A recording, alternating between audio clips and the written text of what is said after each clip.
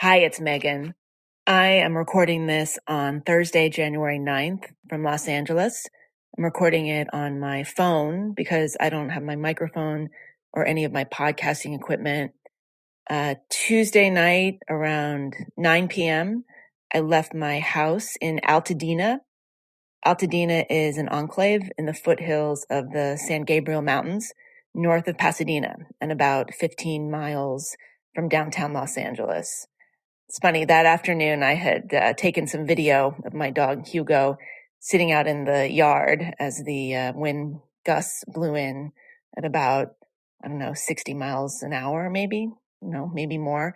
Hugo, as many of you know, is a huge dog with dramatic hair, and it was fun to post the videos on Twitter. They got a lot of likes, and that was gratifying. Later in the day, it was clear that what was happening in Pacific Palisades, way over on the other side of the city, was devastating. I felt kind of silly having posted the wind videos, actually.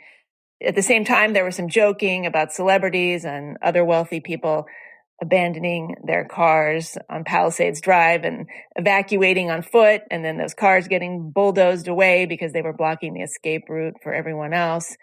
But it was obviously a mounting catastrophe, and I was glad to be, 20, 30 miles away to the northeast. My main worry at that point was that the power would go out because of the wind. Around 6:30 that evening, there was new news, though. Suddenly, out of nowhere, there was a fire in Eaton Canyon, which is just a few miles from my house. There were no evacuation orders at that point. That was pretty normal because it's rare for fires to jump into residential neighborhoods that are not up in the hills or in canyons. I'm going to try to describe my neighborhood to you in Altadena, though it's kind of hard because it's really unlike any place I've ever been anywhere. It's kind of like an enchanted forest. It slopes upwards toward the San Gabriels at an elevation of around, 1,500 feet or so. It's lined with huge pine trees as well as palm trees. There's wildlife like owls and hawks, and of course coyotes. There are flocks of wild parrots, wild green parrots, and even occasionally wild peacocks roaming around. There's bears that sometimes come down that far from the mountains and nose around in people's yards and swim and take a dip in swimming pools. All that said, I could still walk to Rite Aid from where I live. It's about a 10-minute walk down the hill to a couple of coffee shops, like a vintage clothing store, an antique store, an independently owned printing press that I use all the time to prepare my stuff for the Unspeakeasy. Amazing woman named Debbie who owns that place and I work with all the time. These are family-owned businesses. There's something called the Bunny Museum, which has been a quirky cultural landmark of sorts for nearly 30 years, I think. Anyway, all of this is to say is that even though we're in the forest, sort of, we're still in the town. There are major streets and cement buildings and the kind of things that would generally prevent wildfires from becoming street fires. So I wasn't too worried. I wasn't even that worried on Tuesday night when I looked out the window, around 7:00 and noticed that the night sky had like a faint glow to it. And around 7:30, when I stepped into my front yard, I could see in the distance actual flames from the canyon fire.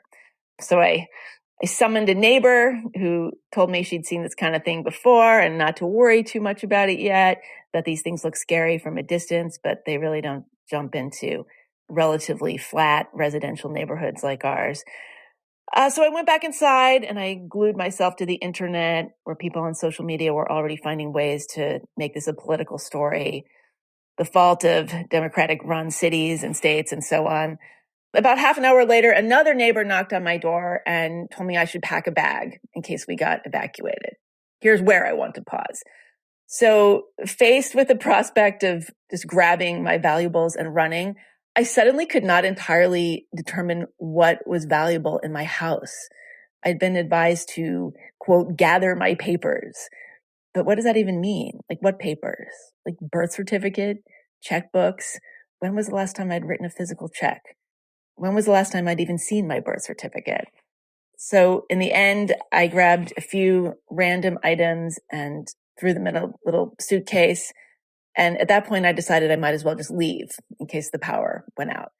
So I packed up Hugo and I drove to a friend's house about 10 miles away.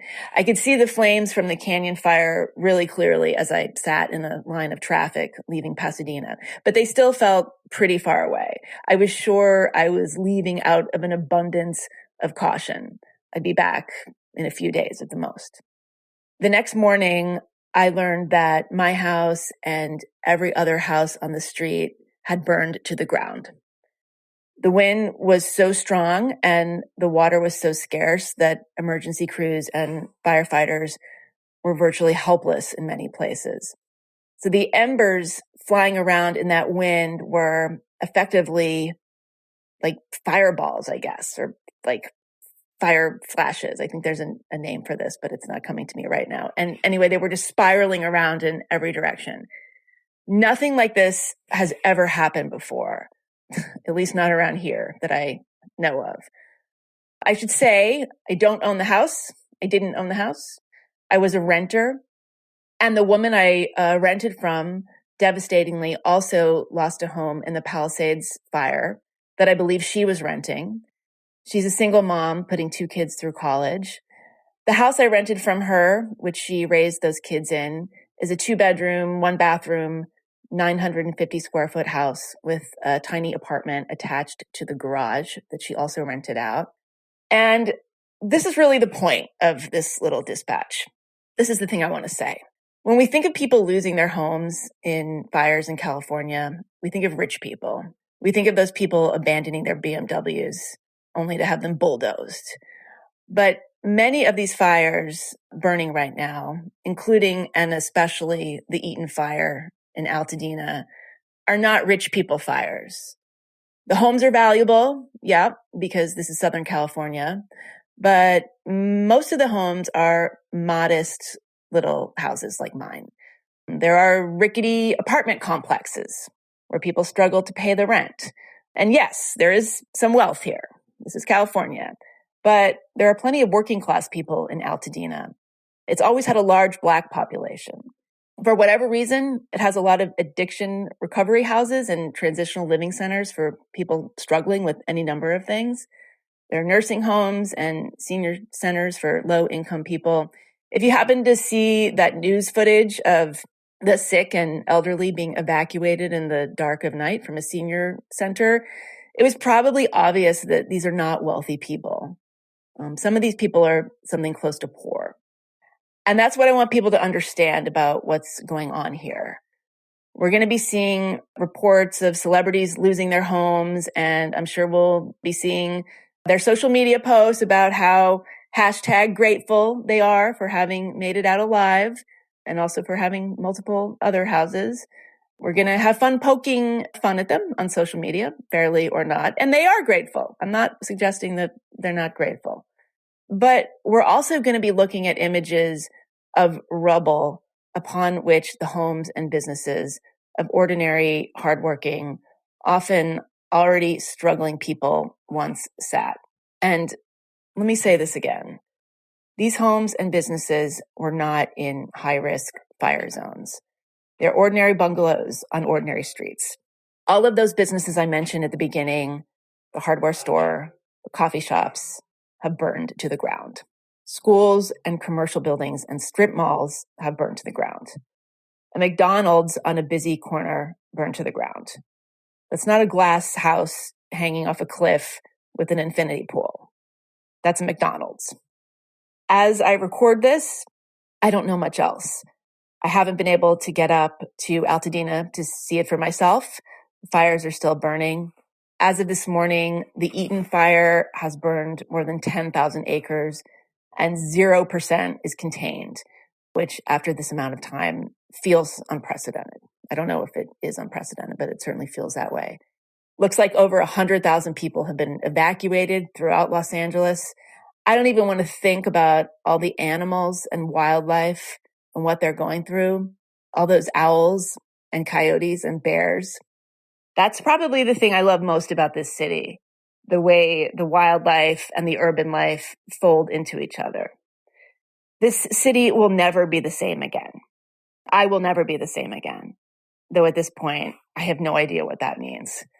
I know I'm incredibly grateful, not #grateful, but really, really grateful that I am safe, that my dog is safe, that I have my computer and my phone and my car and 2 pairs of cargo pants and a pair of shoes and 2 sweaters. My friends and friends of friends have been incredibly kind with offers to help, though many of them here have evacuated and lost their homes as well.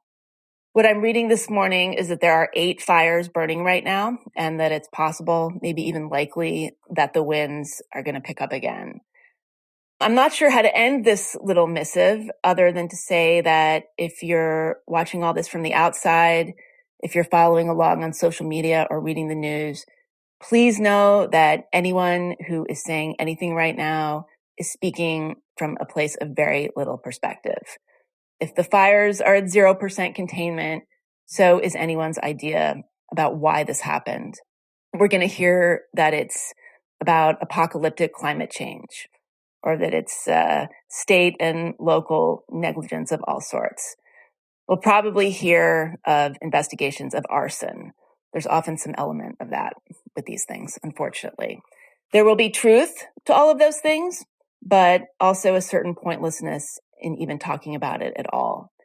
So I would just urge you not to engage too much with that stuff.